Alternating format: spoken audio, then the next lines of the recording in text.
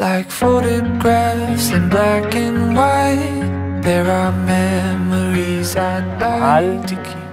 Una sa lahat, salamat sa Panginoon na nagbigay ng kabiyak ko sa buhay. The same God na nagpatibay sa aking loob at tinuruan ako maghintay para sa'yo.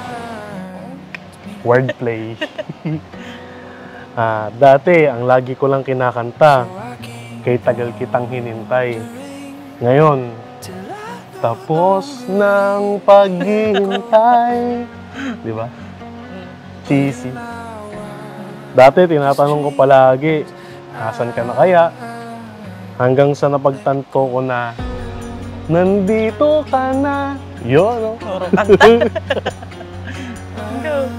Pangako kong ikay iingatan, mamahalin, at laging ilalagay sa una sa lahat ng bagay. Prioridad ko ang iyong saya, ang iyong araw-araw, at ang iyong palagi. Huwag na huwag mong kakalimutan na mayroong taong laging handang sumuporta at umagapay at ang magiging katuwang mo sa iyong buhay. Mahal na mahal kita, aking asawa.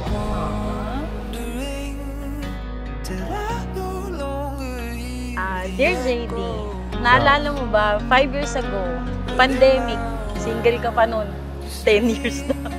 At ako din, single din ako that time. So, well, that time, hindi ko akalain na sa gitna ng lockdown and quarantine, doon pa pala tayo pagtatagpuin ulit ng tadhana.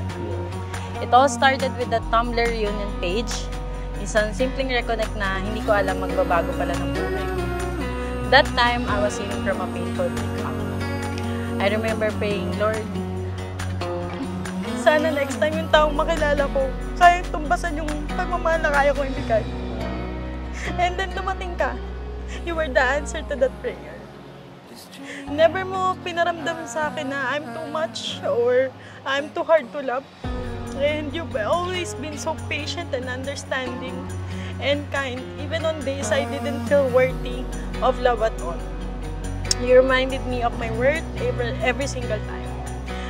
Maraming salamat, mahal, sa paniniwala sa akin, sa suporta mo, sa mga pangarap ko, sa pagbibigay ng space para mag-grow ako as a person. And thank you for seeing the beauty in me that I never even saw in myself.